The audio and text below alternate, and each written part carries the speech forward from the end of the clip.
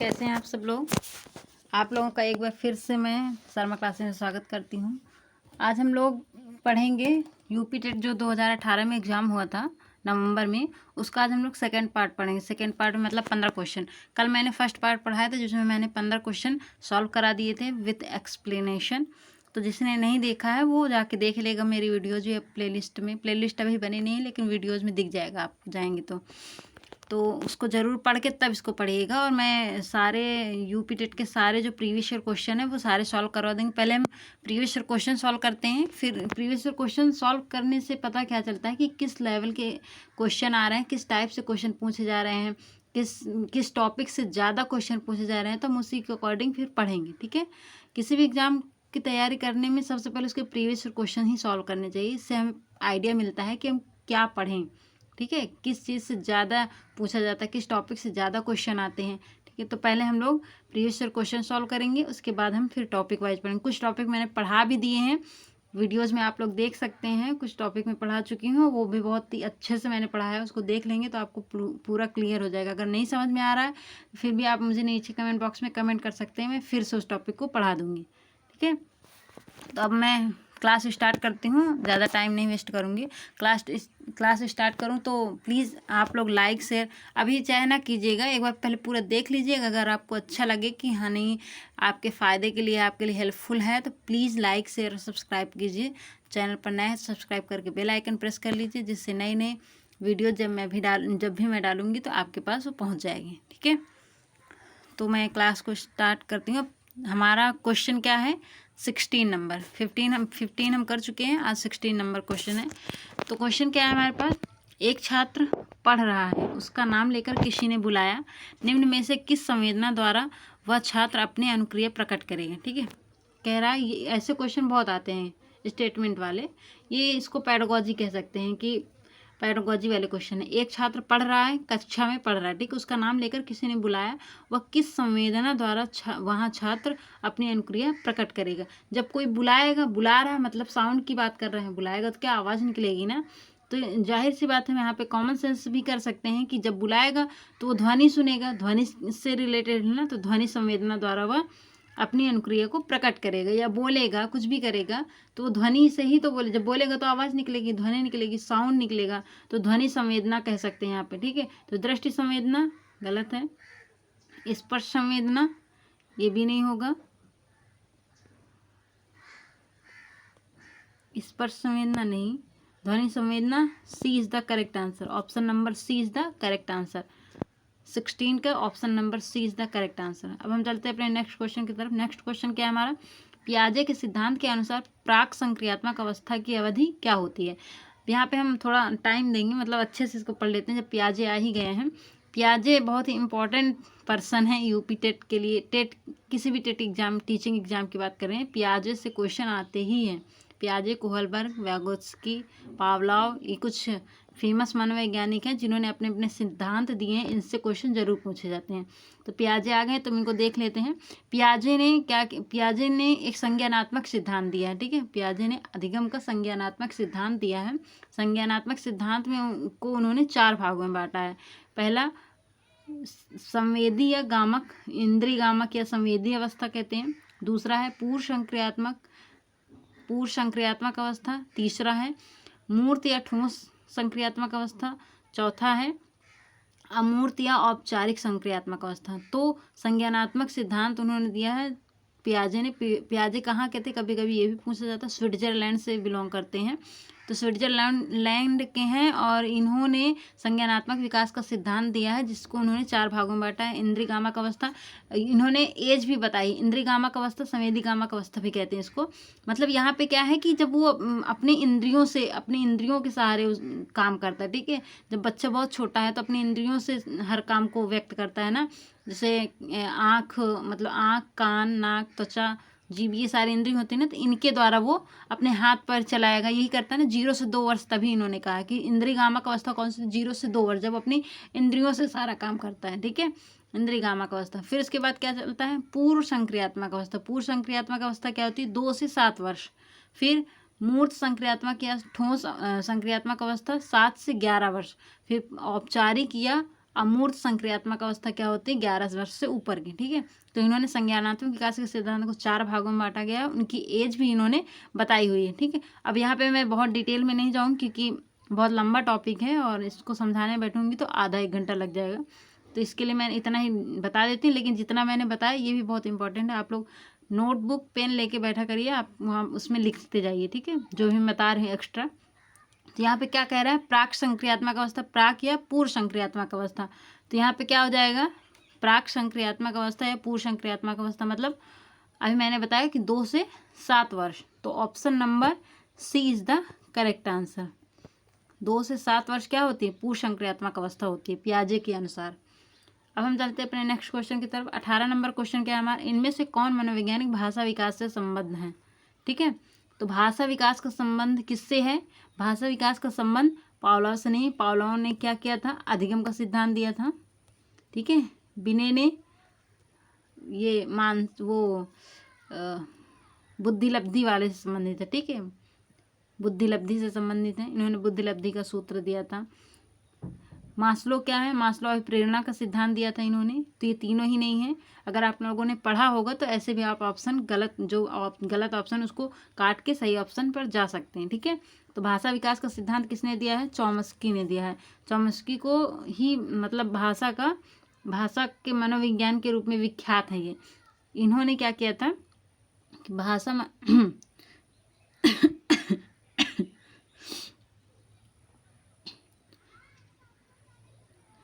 इन्होंने क्या कहा था कि भाषा जो है वो भाषा सार्वभौमिक होती है। ठीक है, पूरे ब्रह्मांड में भाषा एक समान से होती है और हर बच्चे में खुद के अंदर भाषा सीखने की क्षमता जन्मजात होती है, ये इनका मानना था। ठीक है, तो इन्होंने भाषा के बारे में बहुत कुछ कहा था, इसलिए इनको भाषा विकास का जनक भी कहा जाता है। भाषा विकास से संबंध या भाषा विकास को जनक चॉम्स्की को ही कहा जाता है। ये अमेरिका के हैं। ठीक है, ये कि अगर कभी कभी पूछा जाता है कि चॉम्स्की कहाँ से बिलोंग करते हैं, तो ये अमेरिका से बिलोंग करते हैं। अब हम चलते हैं अपने नेक्स्ट क्वेश्चन की तरफ। नेक्स्ट क्वेश्चन क्या है हमारा, 19 नंबर का, निम्न में से कौन सी बाद की बाल्यावस्था की बौद्धिक विकास की विशेषता नहीं है। कौन सी बाद की बाल्यावस्था की बौद्धिक विकास की विशेषता नहीं है, मतलब बाल्यावस्था देखो तीन अवस्था, शैशवावस्था, बाल्यावस्था और किशोरावस्था, मेन तो 3 ही है। ठीक है, 0 से 6, 6 से 12, 12 से 18 ये होती हैं। उसके बाद प्रौढ़ावस्था आ जाती है जो 18 के बाद चलती है। तो बाल्यावस्था में भी 2 पार्ट में किसी मनोवैज्ञानिकों ने 2 पार्ट में बांट दिया, पूर्व बाल्यावस्था और पश्चात बाल्यावस्था या बाद की बाल्यावस्था। उसी तरह शैशवावस्था को भी 2 भागों में बांटा गया, किशोरावस्था को भी 2 भागों में बांट दिया गया। तो बाल्यावस्था में कह रहे हैं कि बाद की बाल्यावस्था के बौद्धिक विकास की विशेषता नहीं है। मतलब ये है कि पूर्व बाल्यावस्था 6 से 8 वर्ष मानते हैं, फिर उसके बाद 8 से 12 वर्ष जो होते हैं वो बाद की बाल्यावस्था माना जाता है। तो कह रहा है कौन सा नहीं है, भविष्य की योजना की सूझबूझ, विज्ञान की काल्पनिक कथाओं में अधिक रुचि, बढ़ती हुई तार्किक शक्ति, काल्पनिक भय का अंत। तो ये देखिए, भविष्य की योजना की सूझबूझ ये गलत है। ठीक है, विज्ञान की काल्पनिक कथाओं में अधिक रुचि, जब बच्चा बढ़ने लगता है तो विज्ञान की काल्पनिक कथाओं में रुचि लेने लगता है। ठीक है, वो नई नई खोज करने के लिए, मतलब खोज क्या, जैसे कि आप लोग देखते होंगे ना, खिलौने लिए रहते हैं बच्चे, उनको तोड़ फोड़ के देखेंगे कैसे बना हुआ है क्या, तो ये क्या है, एक प्रकार के वही तो है, वैज्ञानिक की ओर बढ़ रहे हैं, विज्ञान की काल्पनिक कथाओं में अधिक रुचि लेने लगते हैं। बढ़ती हुई तार्किक शक्ति, वो मतलब तार्किक रूप से उनके दिमाग में तार्किक गणना वाले क्वेश्चन आने लगते हैं, वो क्रॉस क्वेश्चन करने लगते हैं, मम्मी ये कैसे हुआ, मम्मी वो कैसे हुआ। आप लोग जानते हैं ना, कभी देखा होगा, आप लोग ऑब्जर्व कीजिएगा छोटे बच्चों को, जब वो होते हैं मतलब 8 से 12 वर्ष के बच्चों, वो बहुत सारे उनके दिमाग में बहुत सारे क्वेश्चन आते हैं कि अच्छा ये ऐसे हुआ तो ये कैसे हो गया, मतलब तर्क वाले क्वेश्चन ज़्यादा करते हैं। काल्पनिक भय का अंत, मतलब वो कल्पना नहीं करते हैं। बच्चे जब छोटे होते हैं तो वो ज़्यादा कल्पना, जैसे कि शैशवावस्था में बच्चे कल्पना ज़्यादा करते हैं। जैसे कि ले लिए प्लास्टिक का घोड़ा होता है और बोलते हैं कि ये घोड़ा आ रहा है, ये मतलब मेरा घोड़ा है, वो मार देगा, हट जाइए, मतलब कल्पना ज़्यादा करते हैं। शैशवावस्था में बच्चे काल्पनिक ज़्यादा होते हैं, वो निर्जीव को भी सजीव समझ लेते हैं। ठीक है, आपने कभी देखा होगा कि वो अकेले में खेलते रहते हैं खिलौनों के साथ, उनके साथ बातें करते रहते हैं, तो वो वहाँ पे कल्पना ज़्यादा होती है। लेकिन बाल्यावस्था में बाद तक आते आते उनकी कल्पना के भय का अंत हो जाता है। तो हम यहाँ पे देख सकते हैं कि काल्पनिक भय का अंत है, मतलब अंत हो जाता है, तो ये सही है, तो मतलब ये आंसर नहीं हो, क्योंकि नहीं दिया है। मैंने कल बताया था, नहीं पे अंडरलाइन कर देना, ये दिमाग में होना चाहिए, नहीं बताना है। तो बढ़ती हुई तार्किक शक्ति होती है, यस ये है, तो ये आंसर नहीं होगा। विज्ञान की काल्पनिक कथाओं में अधिक रुचि होती है, लेकिन ये आंसर नहीं हो, क्योंकि नहीं पूछा है। तो ऑप्शन नंबर ए गलत है, इसलिए यही हमारा सही होगा। भविष्य की योजना की सूझबूझ यहाँ पे नहीं होती, बल्कि किशोरावस्था में बच्चे सोचने लगते हैं कि अब हमें आगे क्या बनना है। ठीक है, तो option number A is the correct answer. 19 का option number A is the correct answer. अब हम चलते हैं 20 की तरफ। 20 हमारा क्वेश्चन क्या है? थॉर्नडाइक ने अपने सिद्धांत को किस शीर्षक से सिद्ध किया है? थॉर्नडाइक ने कौन सा सिद्धांत दिया अगर पूछा जाए? उन्होंने अधिगम का सिद्धांत दिया है। ठीक है, अगर हम पूछे उनका अधिगम किस पर आधारित है, तो किस पर आधारित है उनका अधिगम? व्यवहार पर। व्यवहार के अधिगम का सिद्धांत दिया है। थॉर्नडाइक हैं, स्किनर हैं और पावलोव हैं। इन्होंने सब किसी न किसी मतलब जंतु या किसी के व्यवहार का अधिगम करके उन्होंने सिद्धांत दिया। ठीक है, तो अगर पूछा जाए कौन सा सिद्धांत दिया, तो अधिगम का सिद्धांत दिया। अगर किस पर आधारित है, तो व्यवहार पर आधारित है। ठीक है, तो 20 का क्या है हमारा क्वेश्चन? थॉर्नडाइक ने अपने सिद्धांत को किस शीर्षक से सिद्ध किया है? संज्ञानात्मक अधिगम। अगर हम देखिए संज्ञानात्मक अधिगम, यहाँ से हम क्रॉस मतलब जो हमें पता है तो हम पहले गलत निकाल के भी सही तक पहुंच सकते हैं। नहीं तो ये तो बहुत फेमस क्वेश्चन है कि अधिगम के प्रयास एवं भूल का सिद्धांत किसका है? थॉर्नडाइक का है। ठीक है, प्रयास एवं त्रुटि का सिद्धांत भी कहते हैं, प्रयास एवं भूल का सिद्धांत भी कहते हैं। तो ये सारे एक ही इन्हीं के थॉर्नडाइक के सिद्धांत के अलग अलग नाम है। तो option number B is the correct answer हो जाएगा। ठीक है, option number B is the correct answer. अधिगम के प्रयास एवं भूल का सिद्धांत, ये प्रयास या त्रुटि का सिद्धांत भी कहते हैं इनके, प्रयास या त्रुटि का सिद्धांत। ठीक है, तो प्रयास या त्रुटि का सिद्धांत कहिए या प्रयास या भूल का सिद्धांत कहिए, बात एक ही है। इन्हीं के सिद्धांत के अलग अलग नाम हैं। तो थॉर्नडाइक ने अपने सिद्धांत को किस शीर्षक से सिद्ध किया है? अधिगम के प्रयास एवं त्रुटि के सिद्धांत। इनका कहने का मतलब ये था कि जब हम प्रयास करते हैं, जब बच्चा प्रयास करता है तो क्या है कि वो कुछ भूल करता है, कुछ गलतियां करता है, लेकिन उन गलतियों से वो सीखता है। ठीक है, अधिगम का मतलब क्या? अधिगम का मतलब लर्निंग का मतलब सीखना। ठीक है, हमारे व्यवहार में स्थायी रूप से जो परिवर्तन होता है, जब हम कुछ सीखते हैं तो उसे क्या कहते हैं? अधिगम कहते हैं। तो उन्होंने यही कहा था कि अधिगम जब हम करते हैं, जब हम कुछ सीखते हैं, तो क्या हमसे भूल भी होती है, गलतियाँ भी होती हैं, लेकिन हम उससे सीखते हैं। तो थॉर्नडाइक के अनुसार क्या है? अधिगम के प्रयास एवं भूल का सिद्धांत या अधिगम के प्रयास एवं त्रुटि का सिद्धांत, यही इनका शीर्षक था थॉर्नडाइक के अनुसार। तो option number B is the correct answer. 20 का option number B is the correct answer. अब हम चलते हैं अपने नेक्स्ट क्वेश्चन की तरफ। नेक्स्ट क्वेश्चन क्या है हमारा? यहाँ पे देखिए, यहाँ से चेंज हो गया है और मैं छोटा कर देती हूँ ताकि पूरे ऑप्शन आप लोगों को दिखें। 21 नंबर क्वेश्चन क्या है? गिरोह अवस्था किस आयु वर्ग एवं विलंब विकास से संबंधित है?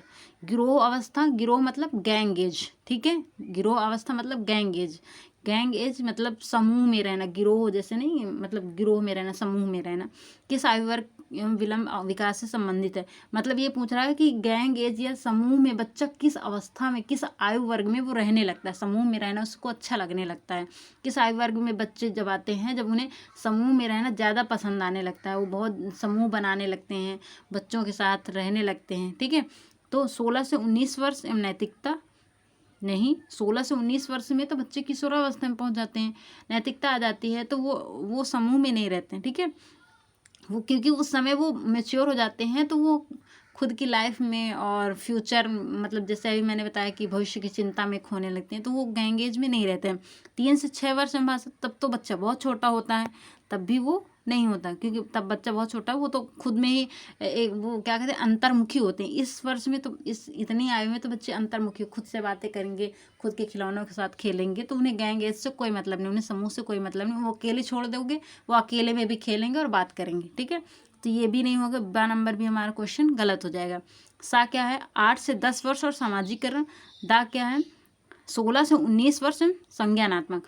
तो 16 से 19 वर्ष भी नहीं होगा, क्योंकि मैंने बताया था कि अभी ये किशोरावस्था की अवस्था, किशोरावस्था में बच्चे समूह में नहीं रहते हैं। ठीक है, गैंग एज की नहीं है। तो हमारा क्या बचा? 8 से 10 वर्ष सामाजिकरण, यही हमारा क्या हो जाएगा? आंसर हो जाएगा। सी इज द हमारा करेक्ट आंसर। क्यों? क्योंकि 8 से 10 वर्ष क्या आता है, बाल्यावस्था में आता है। बाल्यावस्था में बच्चे ना अपने घर परिवार से मतलब माता पिता से दूर थोड़ा हट के अपने अपने अपने ही उम्र के, अपने हम साथी समूहों के साथ, अपने उम्र के दोस्तों के साथ समूह बनाते हैं, उनके साथ खेलने लगते हैं, उन्हीं के साथ रहना ज़्यादा पसंद करने लगते हैं। तो इसीलिए इसको गैंग एज कहते हैं। ठीक है, बाल्यावस्था और कभी कभी ऐसे पूछ लिया जाता है डायरेक्ट कि गैंग एज किस अवस्था को कहते हैं, तो बाल्यावस्था को गैंग एज कहते हैं। यहाँ पे अगर हम देखें तो बाल्यावस्था में केवल एक ही है, 8 से 10 वर्ष है जो वही मतलब बाल्यावस्था के बीच में आती है। बाकी तो 16 से 19 वर्ष किशोरावस्था में आता है, 3 से 6 वर्ष शैशवावस्था में आता है। तो ऑप्शन नंबर एक ही बचा, सी। तो सी इज द हमारा करेक्ट आंसर। अब हम चलते हैं 22 की तरफ। 22 क्वेश्चन क्या है, 22 नंबर क्वेश्चन है, पियाजे के अनुसार संज्ञानात्मक विकास की तृतीय अवस्था निम्न में से कौन सी है। फिर आगे जीन पियाजे, ये देखिए जीन पियाजे, वाइगोत्स्की, ये कुछ हैं 2-4 मनोवैज्ञानिक जिनके जो बहुत इंपॉर्टेंट है, इनके हमेशा क्वेश्चन आते हैं। पियाजे के अनुसार संज्ञानात्मक विकास की तृतीय अवस्था निम्न में से कौन है। अभी मैंने 4 अवस्थाएं बताई, चारों मैंने क्रम से बताया था। पहले क्या, इंद्रिय संवेदीगामक अवस्था, दूसरा पूर्व संक्रियात्मक अवस्था, तीसरा है मूर्त या ठोस संक्रियात्मक अवस्था, चौथा है औपचारिक या अमूर्त संक्रियात्मक अवस्था। तो क्या कह रहे हैं, तीसरा कौन सा है, तो तीसरा कौन सा है, मैंने बताया मूर्त या ठोस संक्रियात्मक अवस्था। तो ये औपचारिक संक्रियात्मक अवस्था, ये तो 4th नंबर की है, तो ये नहीं होगा। ठीक है, पूर्व संक्रियात्मक अवस्था ये दूसरे नंबर की, तो ये भी नहीं होगा। संवेदनात्मक गामक अवस्था ये 1st नंबर की, तो ये भी नहीं होगा। जब ये कोई नहीं है तो बचा क्या, मूर्त संक्रियात्मक अवस्था, मतलब option number C. Option number C is the correct answer. Option number C, मूर्त या इसको कहते हैं ठोस संक्रियात्मक अवस्था। ठीक है, ठोस संक्रियात्मक अवस्था भी कहते हैं। ये कितने वर्ष की होती है, 0। देखिए यहाँ से अगर हम यहाँ पे वर्ष लिख देते हैं, संवेदनात्मक गामक अवस्था ये कितना, 0 से 2 वर्ष। फिर पूर्व संक्रियात्मक अवस्था 2 से 7 वर्ष। फिर मूर्त संक्रियात्मक अवस्था 7 से 11 वर्ष। फिर औपचारिक संक्रियात्मक अवस्था 11 से आगे। ठीक है, तो आप चाहें तो इसे लिख भी सकते हैं। ठीक है, 7 से, सॉरी ये क्या था, अभी मैंने लिखा था, फिर से मैं लिख देती हूँ, 0 से 2, 2 से 11, सॉरी 2 से 7,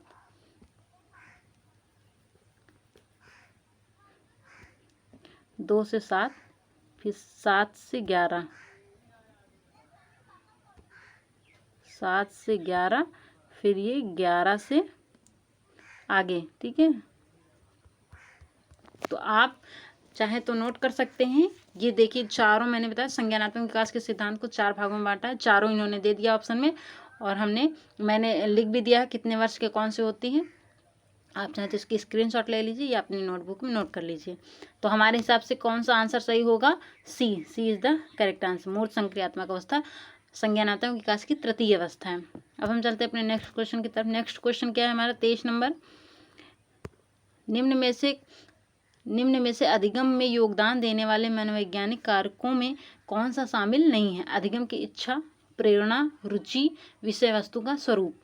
देखिए अधिगम की इच्छा कह रहा है कि जब हम अधिगम मतलब जब हम अधिगम करते हैं, मतलब जब हम कुछ सीखते हैं, तो इनमें से कौन से 4 ऑप्शन में से कौन सा एक है जो हमें हमारे सीखने में बहुत योगदान नहीं देता है। ठीक है, उनका कोई योगदान नहीं है। ये कह रहा है कि इनमें से कौन सा ऑप्शन है जो हमें सीखने में, लर्निंग में, अधिगम में योगदान नहीं करता है।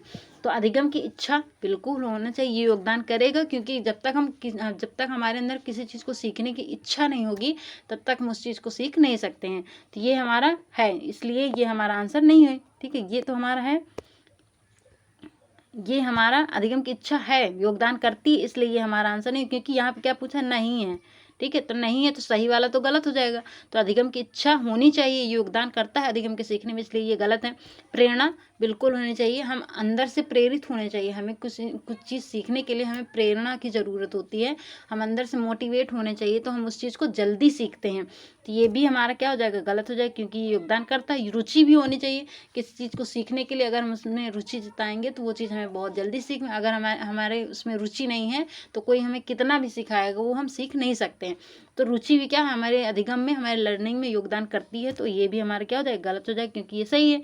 जब ये तीनों गलत हैं तो हमारा बचा क्या, विषय वस्तु का स्वरूप। तो डी इज द हमारा करेक्ट आंसर हो जाएगा। डी विषय वस्तु का स्वरूप जो है ये हमारे अधिगम में योगदान नहीं करता है। क्यों नहीं करता, क्योंकि विषय वस्तु का स्वरूप नहीं डिपेंड करता है कि वो हम उसे सीख सकते हैं या नहीं सीख सकते। हमारे अंदर अगर इच्छा है, प्रेरणा है, रुचि है, तो हम उसको अवश्य सीख सकते हैं। जैसे कोई कह दे कि मैथ, जैसे कभी कभी बोलते हैं ना कि मैथ लड़कियां नहीं सीख सकती, तो मैथ का स्वरूप है, ये विषय वस्तु का स्वरूप है, तो ये उस पर डिपेंड नहीं करता है कि लड़कियां सीख पाएंगी कि नहीं सीख पाएंगी। डिपेंड लड़की पर करता है कि वो इंटरेस्टेड है उसे सीखने में या नहीं, उसकी रुचि है या नहीं है। और कितनी लड़कियां हैं जिन्हें मैथ बहुत अच्छे से आती है, इनफैक्ट लड़कों से भी ज़्यादा आती है। तो ये विषय वस्तु का स्वरूप डिपेंड नहीं करता है कि उसके अधिगम में योगदान है या नहीं है, तो नहीं होगा, क्योंकि उसके अधिगम में ये डिपेंड नहीं करता है कि वो अधिगम कर पाएगी या नहीं कर पाएगी। विषय वस्तु का स्वरूप डिपेंड नहीं करता है, बल्कि उसका इंटरेस्ट, उसकी इच्छा, उसकी रुचि, ये सारे उसके ऊपर डिपेंड करते हैं। ठीक है, आई होप आप लोगों को समझ में आ गया होगा। अब हम चलते हैं अपने नेक्स्ट क्वेश्चन की तरफ। नेक्स्ट क्वेश्चन क्या है हमारा,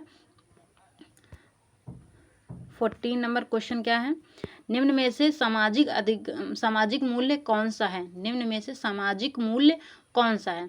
सहायता परक व्यवहार, प्राथमिक लक्ष्य, मूल प्रवृत्ति, आक्रामकता की आवश्यकता। कह रहा है निम्न में से सामाजिक मूल्य कौन सा है। कह रहा है सामाजिक मूल्य सबको पता है कि समाज में जब रहते हैं तो सामाजिक मूल्य कौन से होते हैं, कौन से नहीं होते। समाज में रहते हैं तो समाज के हिसाब से आपको चलना पड़ता है ना। तो देखिए, प्राथमिक लक्ष्य, सहायता परक व्यवहार, ठीक है, प्राथमिक लक्ष्य। पहले आप चारों, कभी भी आप ऑप्शन, मतलब कभी भी आप टिक करें, भले ही आपको कितना भी आता हो, लेकिन कभी भी एक ऑप्शन देख के आप सही या गलत का डिसीजन नहीं करेंगे। ठीक है, आपको जब भी टिक करना, जब भी आप गोला भरें या सही का निशान लगाएं, तो आप पहले चारों ऑप्शन देख लीजिए, उसके बाद ही कुछ मतलब सेलेक्ट करिए। क्योंकि कभी कभी हम ना एक ही ऑप्शन देख लेते हैं और उसी पे सेलेक्ट कर देते हैं, और फिर बाद में देखते हैं कि अरे, कभी ऑल एबव दे देता है, कभी 2 ऑप्शन दे देता है, तो फिर बाद में गड़बड़ हो जाती है। इसलिए कभी भी आपको ऑप्शन सेलेक्ट करने के पहले चारों ऑप्शन आप देखिए कि चारों देख लीजिए कि कहीं ऐसा तो नहीं कि 2 ऑप्शन सही हो, हम एक लगा के चल जाएं। ठीक है, तो 24 नंबर क्वेश्चन क्या है। हाँ, ए है सहायता परक व्यवहार, बी है प्राथमिक लक्ष्य, सी है मूल प्रवृत्ति, डी है आक्रामकता की आवश्यकता। तो सामाजिक मूल्य कौन सा। सामाजिक मूल्य में क्या, देख समाज में रहते हैं, समाज में क्या भाईचारा होती है, एक दूसरे के लोग सहायता करते हैं, सहायता परक व्यवहार होता है। ठीक है, तो option number A is the हमारा क्या हो जाएगा करेक्ट आंसर, कि समाज में सहायता परक व्यवहार लोग करते हैं, एक दूसरे की सहायता करते हैं, भाईचारे होते हैं। ठीक है, तो सहायता परक व्यवहार क्या हो जाएगा, सामाजिक मूल्य हो जाएगा। और ये सब सामाजिक मूल्य के मतलब भाग नहीं है। प्राथमिक लक्ष्य ये तो पर्सनल होता है ना, कि हमारा प्राइमरी मतलब फर्स्ट टारगेट क्या है, प्राइमरी टारगेट क्या है। मूल प्रवृत्ति ये आक्रामकता की आवश्यकता, ये तो हो ही नहीं सकती, आक्रामकता समाज की विशेषता नहीं है। ठीक है, हम चलते हैं अपने नेक्स्ट क्वेश्चन की तरफ। 25 नंबर क्वेश्चन क्या है हमारा, पश्च अन्वेषण तथा साधन साक्ष्य विश्लेषण निम्न में से किसके उदाहरण हैं। पश्च अन्वेषण तथा साधन साक्ष्य विश्लेषण निम्न में से किसके उदाहरण। आपको यहाँ देखिए, पढ़ने से ही पता चल रहा है, अन्वेषण मतलब खोज की बात कर रहा है, साधन साक्ष्य विश्लेषण मतलब ये भी खोज की बात कर रहा है। ठीक है, तो इनमें से किसके उदाहरण है, तो हमें पता चल गया। देखिए, मानसिक वृत्ति ये तो हो ही नहीं सकता, क्योंकि अन्वेषण आ गया मतलब खोज की बात कर रहा है। प्रकार्यात्मक स्थिरता ये भी नहीं हो सकता। एल्गोरिदम मतलब स्वतः शोध। साधन साक्ष्य विश्लेषण आ गया ना, देखो ये भी हो सकता था, एल्गोरिदम और स्वतः शोध में आपको कन्फ्यूजन हो सकता था, लेकिन यहाँ पे एक यहाँ अन्वेषण खोज है, ये तो ठीक है, लेकिन यहाँ पे लिखा है साधन साक्ष्य विश्लेषण, मतलब साधन के जो प्रूफ है उनका हम विश्लेषण करेंगे। तो ये क्या, स्वतः जब हम किसी चीज़ का विश्लेषण करते हैं, विश्लेषण का मतलब क्या है, उसे खंडों में तोड़कर उसको समझना कि कैसे क्या है। तो ये क्या है, स्वतः जब हम खुद से जब कोई चीज़ करते हैं तो इसमें ज़्यादा सारी चीज़ों को विश्लेषण करते हैं। तो स्वतः शोध मतलब स्वतः से खुद से खोज करना, तो हम उसको साधन के साक्ष्यों को विश्लेषण करेंगे, शोध करेंगे, तो ये क्या हो जाएगा, स्वतः शोध। तो 25 का A number is the correct answer होगा। अब हम चलते हैं 26 नंबर क्या है हमारा क्वेश्चन। मैं छोटा कर लेती हूँ जिससे ऑप्शन भी आ जाए। ठीक है, एक सेकेंड। ठीक है, सीखने के वक्र अभ्यास द्वारा सीखने की मात्रा, गति और प्रगति की सीमा को ग्राफ पर प्रदर्शित करते हैं, यह किसने कहा था। ये एक कथन है, स्टेटमेंट है, ठीक है, कह सकते हैं थॉट है कि सीखने के वक्र अभ्यास द्वारा सीखने की मात्रा, गति और प्रगति की सीमा को ग्राफ पर प्रदर्शित करते हैं, ये किसने कहा था, किस मनोवैज्ञानिक ने कहा था। ये स्टेटमेंट है, इसमें कुछ समझाने वाली चीज़ नहीं, इसको आपको याद ही करना पड़ेगा। स्किनर ने कहा, एबिंगहॉस ने कहा, रॉस ने कहा, एमएल बिग्गी ने कहा। तो ये किसने कहा था, ये कहा था एबिंगहॉस ने, ठीक है। तो ऑप्शन नंबर बी इस द हमारा क्या हो जाएगा, करेक्ट आंसर हो जाएगा। तो सीखने के वक्र अभ्यास द्वारा सीखने की मात्रा, गति और प्रगति की सीमा को ग्राफ पर प्रदर्शित करना ही क्या है, अधिगम है। तो ये किसने कहा था, एबिंगहॉस ने कहा था।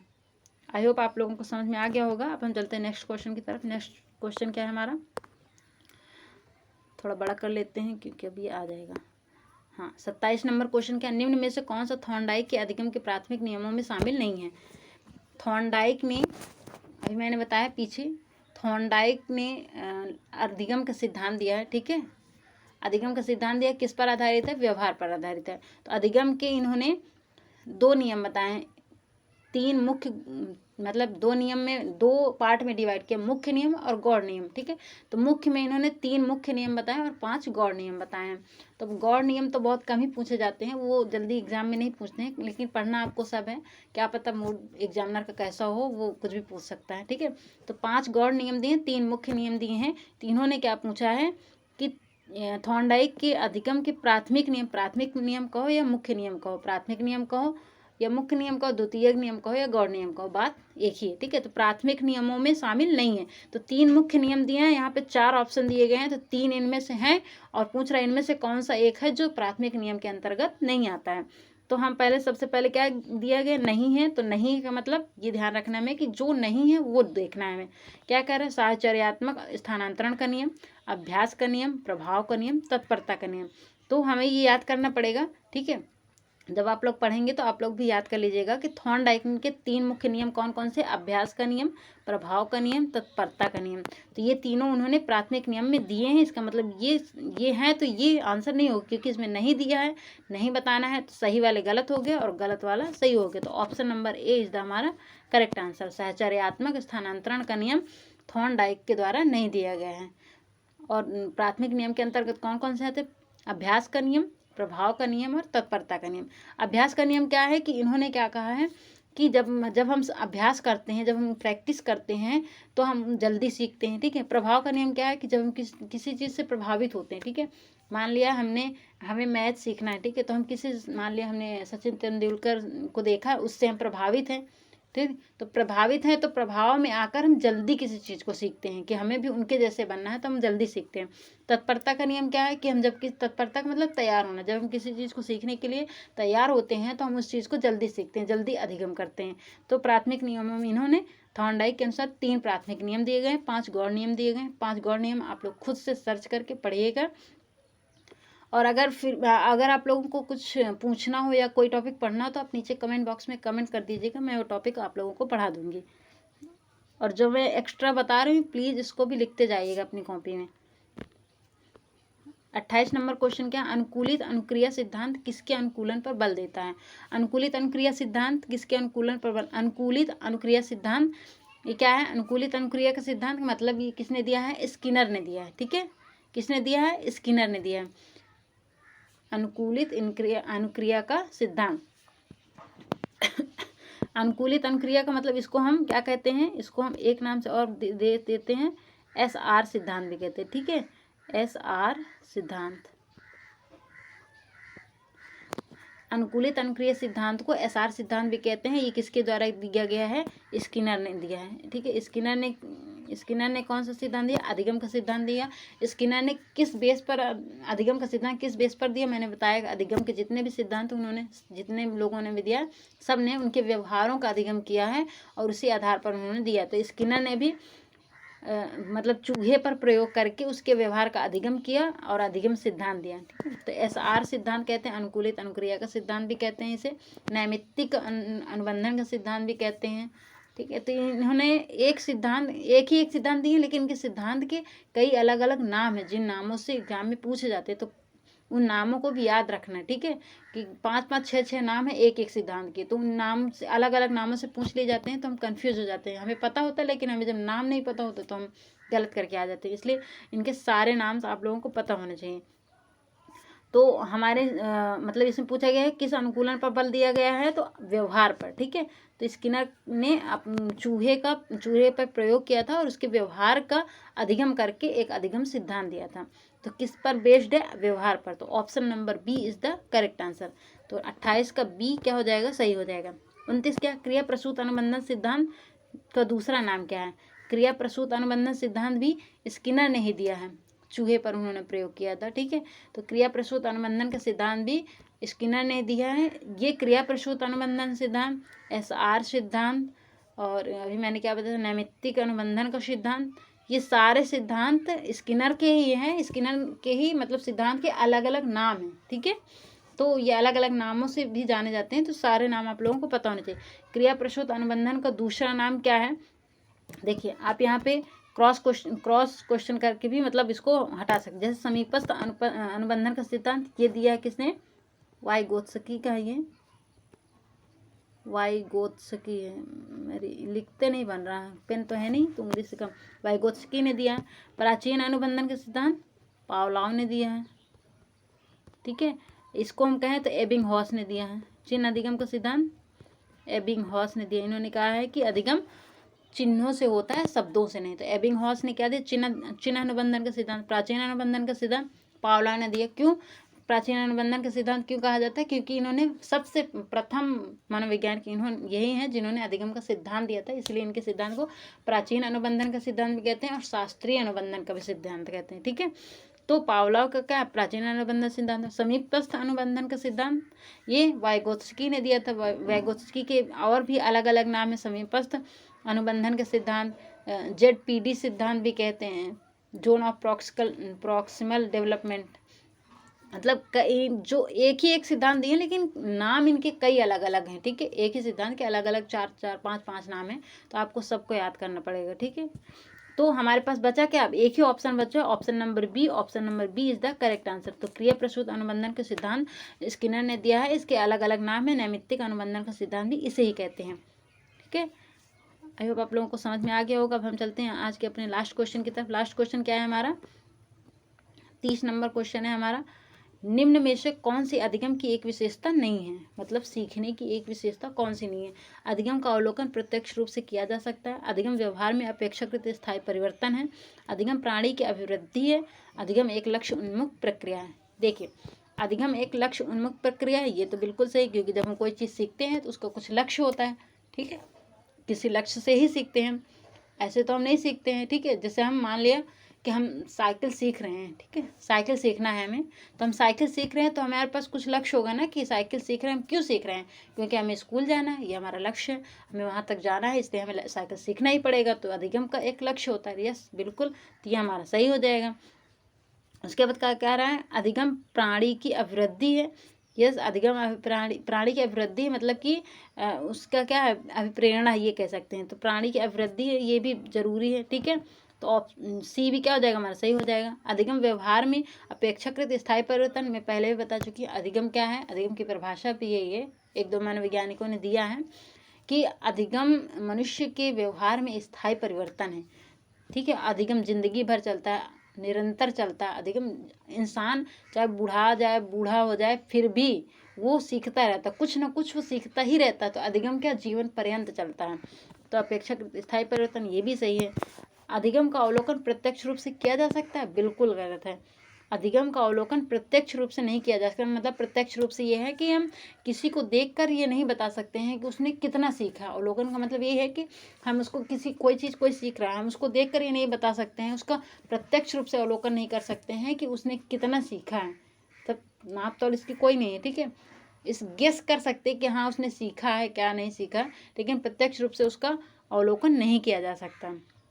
तो ये क्या है, ये गलत है हमारा आंसर, ठीक है। तो यही तो पूछ रहा है, नहीं है तो इसका मतलब जो गलत है वही बताना। तो option number A is the correct answer. तो अधिगम का अवलोकन प्रत्यक्ष रूप से नहीं किया जा सकता। एक आप ये भी लिख सकते हैं कि निरंतर चलता है, ये भी इसके एक गुण है, निरंतर चलता है, अधिगम निरंतर चलता है, ठीक है। और भी आप लिख सकते हैं कि अधिगम एक सार्वभौमिक प्रक्रिया है, सार्वभौमिक प्रक्रिया है। इनकी कई ये अलग अलग गुण हैं, कभी कभी ये पूछ लेता है, कभी कभी ऐसे 4 ऑप्शन दे देगा, पूछेगा कौन सा नहीं है। तो ये सारे आप लोगों को याद करना है, लिख भी लेना है, ठीक है। तो आज की क्लास हम यहीं पर रखते हैं। आज हमने 2 दिन में यूपी टेट के जो नवंबर 2018 में यूपी टेट के सीडीपी क्वेश्चन के, साइकोलॉजी के मतलब बाल मनोविज्ञान के जितने भी क्वेश्चन थे, 3 क्वेश्चन हमने 30 क्वेश्चन हमने सॉल्व कर लिए हैं और मैंने एक्सप्लेन भी कर दिया है। और अगर आप लोगों को अच्छा लगा हो तो प्लीज़ लाइक शेयर कीजिए, एक लाइक तो बनता ही है। और अगर चैनल पर नए हैं तो सब्सक्राइब करके बेल आइकन प्रेस कर लीजिए। मैं आप लोगों को पूरे क्वेश्चन, प्रीवियस क्वेश्चन सॉल्व कराऊंगी, उसके बाद टॉपिक भी पढ़ाऊंगी, फिर प्रैक्टिस कराऊंगी, सारी तैयारी मैं आप लोगों को कराऊंगी। तो मेरे साथ बने रहिए और धैर्य बना के रखिए। और नोटबुक पेन लेके हमेशा बैठा करिए, कभी भी पढ़िए तो नोटबुक और पेन लेके बैठिए। जो भी मैं एक्स्ट्रा बता रही हूँ उसको भी नोट करते जाइए, और जो मैं पढ़ा रही हूँ उसको भी नोट करिए, वो आपकी एग्ज़ाम में बहुत हेल्पफुल होगी, ठीक है। तो हम मिलते हैं अब नेक्स्ट क्लास में, तब तक के लिए बाय बाय, धन्यवाद।